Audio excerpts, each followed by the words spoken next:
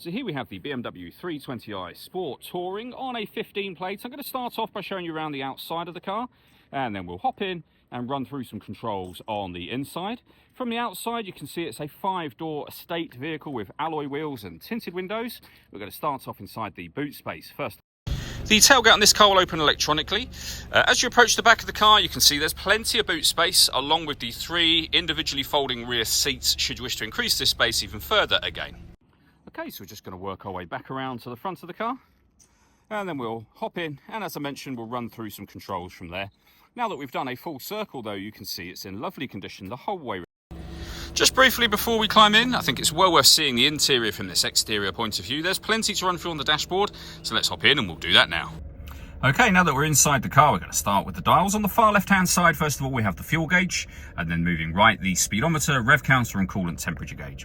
In the centre at the bottom, and you can see the total miles for the car. They are 81,911.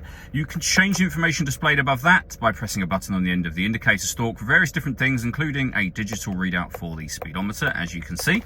If we back out to the steering wheel next, we have cruise control and speed limiter, phone and stereo controls, and then into the center, the main screen for the stereo itself. So under the multimedia heading is where you'll use the CD player. It's also where you can access your USB input, Bluetooth audio, and auxiliary input as well. When it comes to the radio, we have AM, FM, and DAB.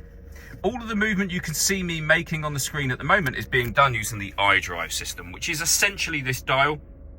The buttons that surround it will of course take you into the menus indicated on each button. The main menu is the menu we're on at the moment, and that dial, as I say, will do basically everything. So push the dial down, you can pair up your phone, we can come back out where you can rotate the dial, push it down again. We're then in our satellite navigation menu. As you can see, nice clear colour display. This is BMW's business nav system that you're looking at just there. Down the bottom of this section we have settings. We've also got vehicle information, and under vehicle status you can see that this car's servicing is all up to date. As we work our way down, we have the main volume for the stereo, the CD player, and then dual zone climate control. So you can adjust the passenger and driver temperature. You can increase and decrease the fan speed. You can determine what direction you'd like the air distributed in, and when you're happy with those settings, air conditioning's on at the minute, so that's off, back on again, or hit auto. The car will now take full control for you to maintain the temperatures that you've asked for. Press auto again, and you'll go back to your own settings.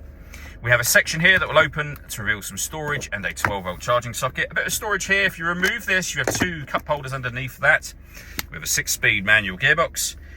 You can turn off the traction control and change the driving setup of the car. So you're able to put the vehicle into Sport, Sport Plus, Comfort, which is your everyday driving, and Eco Pro as well.